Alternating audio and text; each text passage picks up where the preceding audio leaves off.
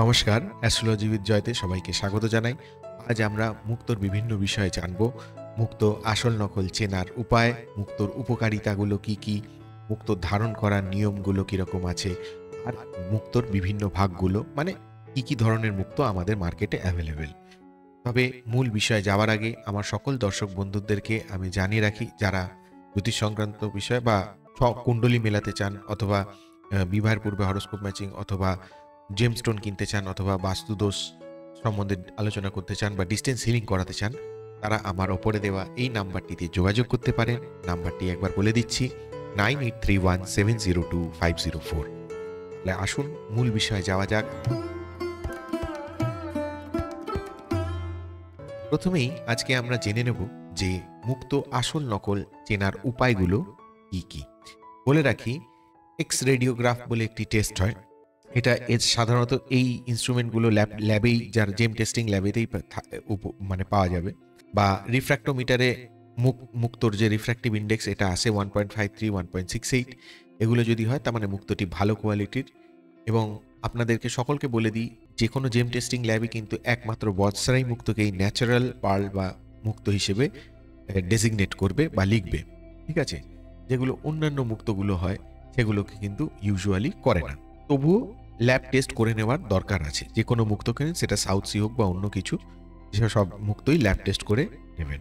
এছাড়া আরেকটা উপায় আছে, এই উপায়টা একটু অন্যরকম। যেমন ভিনিগার তো এক ধরনের অ্যাসিড।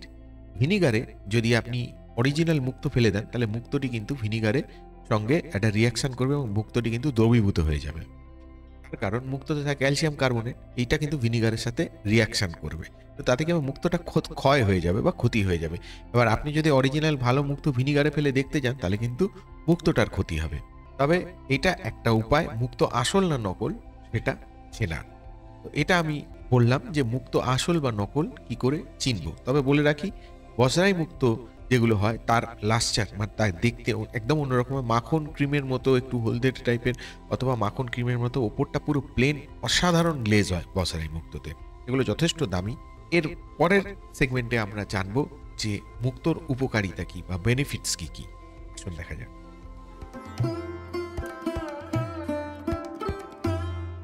এখন আমরা জেনে নেব যে মুক্তোর উপকারিতা বা বেনিফিটস কি কি আছে। প্রথমেই বলে রাখি, বা মুক্ত কারা কারা পড়তে পারবেন, ঠিক আছে, ধারণ করতে পারবেন।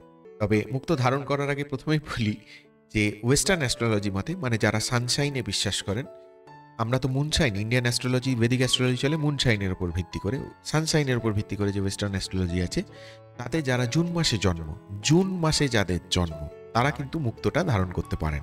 এবার আসি যে আমাদের ইন্ডিয়ান বেদিক অ্যাস্ট্রোলজি মতে চন্দ্রের নিচস্থ পজিশন বা চন্দ্র ধরুন একটু দুর্বল, যেমন বৃশ্চিক রাশিতে হচ্ছে চন্দ্রের নিচস্থ পজিশন বলা হয়। ঠিক আছে, বৃশ্চিক রাশির লোকজন যারা আছেন, জাতক জাতিকারা পড়তেই পারেন মুক্ত। এছাড়াও চন্দ্র যদি আপনার 6, 8 বা 12 হাউসে থাকে, লগ্ন থেকে 6, 8 এবং 12 হাউসে থাকে, তাহলে সেক্ষেত্রে ইউজুয়ালি চেষ্টা করবেন মুক্তটাকে না পড়ার। যদি সেক্ষেত্রেও মুক্ত পড়তে হয়, তাহলে আমি সাজেস্ট করব যে আপনি যে কোনো অ্যাস্ট্রোলজারের সঙ্গে আলোচনা করে তবেই পড়বেন। যে কোনো অ্যাস্ট্রোলজারই আপনাকে এই বিষয়ে হেল্প করে দিতে পারবে। অথবা ধরুন আপনার 20 যোগ আছে, শনিচন্দ্র এক ঘরে বা মুখোমুখি শনিচন্দ্র, ঠিক আছে, সেক্ষেত্রে মুক্ত পড়তে পারবেন। অথবা ধরুন চন্দ্রকেতু এক ঘরে, মুক্ত পড়লেন। তো এই ক্ষেত্রে আমি এটা সাজেস্ট করব যে যে কোনো অ্যাস্ট্রোলজারের সঙ্গে আলোচনা করে, কনসাল্ট করে তবেই মুক্তটা, এই ধরনের কেসগুলো যদি হয়, তাহলে মুক্তটা ধারণ করবেন। ঠিক আছে, এছাড়াও মুক্ত আমাদের অনেক কাজে লাগে। যেমন ধরুন মানে আমাদের প্রেসারটাকে পুরো সম্পূর্ণ মুক্তটা কন্ট্রোল করে, প্রেসার রিলিজ করে, স্নায়ু বা স্ট্রেস রিলিফ করে অনেকটা। ঠিক আছে, আমাদের মাথা ঠান্ডা রাখে, শরীরটাকে ঠান্ডা রাখতে সাহায্য করে। এই ব্যাপারগুলোতে মুক্ত ভীষণ রকমভাবে সাহায্য করে। তবে দেখুন, এগুলো সম্পূর্ণই হচ্ছে বিশ্বাসের ব্যাপার। বিশ্বাস করে আপনি মুক্তটা পড়বেন, চেষ্টা করবেন একটু ভালো মুক্ত, কোয়ালিটি দামি মুক্ত পড়ার। এবার মুক্ত যদি আপনার স্যুট করে যায়, তাহলে অবশ্যই সেক্ষেত্রে আপনি ভালো রেজাল্ট পাবেনই পাবেন। ঠিক আছে, কারণ মুক্ত আমি বেশ কিছু ক্ষেত্রে দেখেছি, মুক্ত কিন্তু ভালো রেজাল্ট দেয়, যথেষ্ট ভালো রেজাল্ট দেয়, মাথা ঠান্ডা করে। বিশেষ করে স্টুডেন্টদের ক্ষেত্রে ভীষণ ভালো। স্টুডেন্ট বা ধরুন যারা এক্সেসিভ প্রেশার নিয়ে কাজ করেন, মাথার কাজ যাদের, টেনশন হয়, প্রেশার বেড়ে যায়, তাদের কিন্তু মুক্ত ভীষণ প্রয়োজন, মুক্ত দরকার তাদের। ঠিক আছে, তবে আমি সাজেস্ট করবো যে কোনো অ্যাস্ট্রোলজারের সাথে কনসাল্ট করে মুক্ত পরবেন।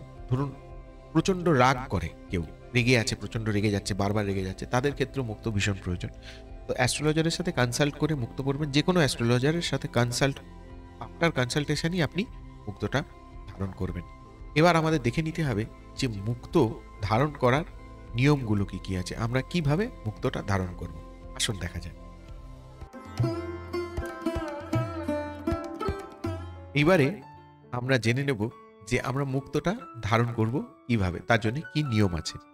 প্রথমে বলি যে চেষ্টা করবেন শুক্লপক্ষের যে কোনো সোমবার মুক্ত ধারণ করার। শুক্লপক্ষ, ফুল মুন, শুক্লপক্ষের যে কোনো সোমবারে মুক্ত ধারণ করার চেষ্টা করবেন।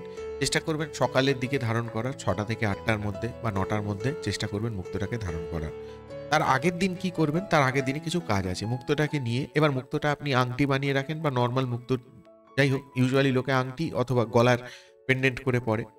তো মুক্ত আংটি বা পেন্ডেন্ট যাই হোক, সেটাকে কি করবেন, দুধ এবং গঙ্গা জলে ভিজিয়ে রেখে দেবেন আগের দিন রাত্রিরে, অর্থাৎ রবিবারের রাত্রিরে, সানডে রাত্রিরে এটা ভিজিয়ে রেখে দেবেন। এবং পরের দিন সকালবেলা সেটাকে প্রথমে শিবের মন্ত্রে, ওং নমঃ শিবায় মন্ত্রে, এবং তারপরে 108 বার, এবং তারপরে চন্দ্রের যে মন্ত্র আছে, চন্দ্রের মন্ত্র আপনারা গুগলে সার্চ করলেই পেয়ে যাবেন, বা যে কোনো পূজা পদ্ধতির বইতে চন্দ্রের মন্ত্র পেয়ে যাবেন।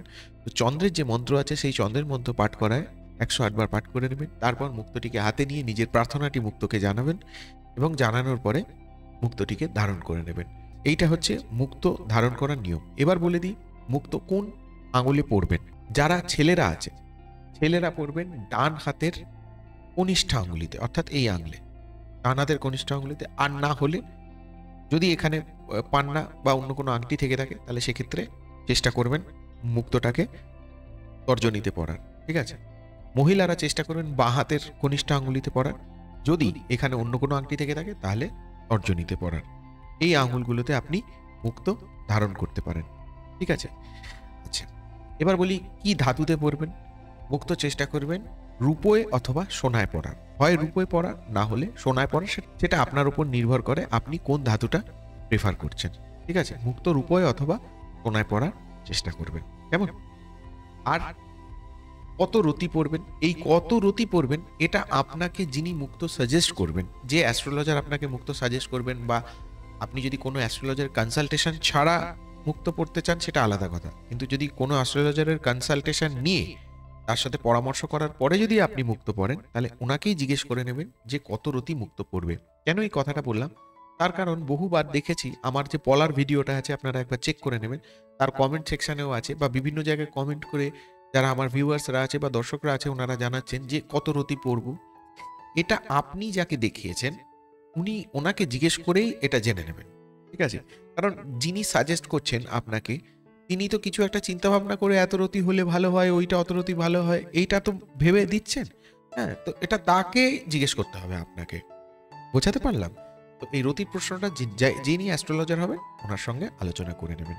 তাহলে এইবার আমরা দেখে নেব যে আমাদের মার্কেটে কি কি ধরনের মুক্ত অ্যাভেলেবেল আছে এবং কোন কোনগুলো মুক্ত আমরা ধারণ করতে পারি আমাদের সামর্থ্য অনুযায়ী। আসুন দেখা যাক। এবারে আমরা দেখে নেব যে আমাদের মার্কেটে কি কি ধরনের মুক্তগুলো অ্যাভেলেবেল আছে। প্রথমেই আমাদের মাথায় সবসময় একটা মুক্তর কথা বারবার ঘোরে, যেটা কিনা বসরাই মুক্ত বা বজরা মুক্ত। এই বসরাই মুক্ত ইউজুয়ালি আসে কোথা থেকে বলি সবাইকে, ইরাক বা মিডল ইস্ট, পার্সিয়ান গালফ যেটাকে আমরা বলে থাকি, ওইখানে একটি নদী আছে, ওই নদীর নাম হচ্ছে শাট আল আরব। এই নদীর তীরে বসরা বলে একটা শহর, ওখানে মুক্তোর চাষ হয়, ঠিক। তো এই যে মুক্তগুলো ওইখান থেকে আসে এবং অসাধারণ সুন্দর দেখতে হয়, হ্যাঁ, একেবারে মাখনের মতো হলুদ রঙের, হ্যাঁ, গ্লেজটাই আলাদা। একবার বসার মুক্ত দেখলে অন্য মুক্ত আর আপনার ভালোই লাগবে না, এরকম এত সুন্দর দেখতে। আর এছাড়াও আমাদের ইন্ডিয়ান মার্কেটে আপনাদের বার্মা মুক্ত আছে, চায়না মুক্ত আছে, সাউথ সি মুক্ত আছে। যেমন ধরুন আপনারা ছবিতে ওপরের যে মুক্তগুলো দেখতে পাচ্ছেন ওইটা হচ্ছে বার্মা মুক্ত, আর তার নিচে যে মুক্তগুলো দেখতে পাচ্ছেন এগুলো হচ্ছে চায়না মুক্ত, ঠিক আছে। এটা যেহেতু এক্সাম্পলে সেট করে রেখেছি বলে দেখিয়ে দিতে পারলাম। এছাড়াও বলি, যখন মুক্ত আপনারা ধারণ করবেন, হ্যাঁ, তখন ধারণ করার পরে আর মুক্তর আংটি খোলেন না, ফলে কি হয়, মুক্তর আংটিটা তলায় নোংরা হয়। চেষ্টা করবেন মুক্তর আংটি খুলে একটু পরিষ্কার করে নিতে মাঝে সাঝে। আর একটা জিনিস লক্ষ্য রাখবেন, আপনি যদি ভালো কোয়ালিটির মুক্ত পড়েন, সেটা সাউথ সি হোক, বার্মা হোক, চায়না হোক, বজরা হোক, যাই হোক, দেখবেন মুক্ত আস্তে আস্তে ক্ষয়, হ্যাঁ, বডিতে লেগে লেগে মুক্তোটা ক্ষয়। দেখবেন অনেক সময় আংটির ভেতরের যে পোরশনটা মুক্তোটা একটু ঢলঢলে হয়ে গেছে বা একটু খুলে মতো এসছে মনে হয়। ঠিক আছে? এই যে খুলে মতো এসছে মনে হয়, এই খুলে মতো এসছে জায়গাটা তখনই আসে যখন মুক্তোটা ক্ষবে আপনার বডিতে মুক্তোটা স্যুট করেছে তার মানে। ঠিক আছে? মুক্তোটা নিচ্ছে বডিটা। ঠিক আছে? তাই জন্যে ওরকম একটু হয়। ওটা নিয়ে চিন্তা করবেন না। তার মানে জানবেন মুক্তোটা ভালো পেয়েছেন বা অরিজিনাল পেয়েছেন। মুক্তোর দামের কথা যদি বলেন তাহলে বলব মুক্তো ৳200 রতিও আছে, ৳300, ৳400, ৳500, ৳1000, ৳1200, ৳2000, ৳3000, ৳4000, ৳5000 রতি এরকম বিভিন্ন রেঞ্জের মুক্তো আছে। যত উপরে যেতে চাইবেন তত উপরেই মুক্তো কিন্তু আছে মার্কেটে। ঠিক আছে? এবার আপনি কোনটা প্রেফার করবেন সেটা নির্ভর করে আপনার ক্রয় ক্ষমতার উপর। আপনার ক্রয় ক্ষমতার উপর নির্ভর করে আপনি কোন মুক্তোটা কিন্তু বসরাই মুক্তোর দাম অনেক বেশি, সেটা প্রায় ৩০-৪০ হাজার টাকা রতি। ঠিক আছে? সে মুক্তোর দাম প্রচুর। এটা জানিয়ে দিলাম। এবার আপনাদের সকলকে একটা জিনিস বলে রাখি, যারা জন্মকুণ্ডলী সংক্রান্ত বিষয় বা ছক সংক্রান্ত বিষয় বা বাস্তুদোষ সংক্রান্ত বিষয় অথবা এই কোনো স্টোন কিনতে চান, জেম স্টোন, সেটা যেকোনো জেম স্টোন বা ডিসটেন্স হিলিং নিতে চান, এই সমস্ত বিষয়ে যদি কোনো আলোচনা করার থাকে তাহলে আমার ওপরে দেওয়া এই নাম্বারটিতে আপনারা যোগাযোগ করতে পারেন। নাম্বারটি একবার বলে দিচ্ছি, 9831702504। এই ভিডিওটি যদি আপনার উপকারে লেগে থাকে তাহলে অবশ্যই ভিডিওটিতে একটি লাইক দেবেন, চ্যানেলটিকে সাবস্ক্রাইব করে রাখবেন এবং আপনার মূল্যবান এবং গুরুত্বপূর্ণ কমেন্ট অবশ্যই আমার কমেন্ট বক্সে পোস্ট করবেন। তাহলে সঙ্গে থাকুন, দেখতে থাকুন অ্যাস্ট্রোলজি উইথ জয়। আজকে এই পর্যন্তই। ধন্যবাদ।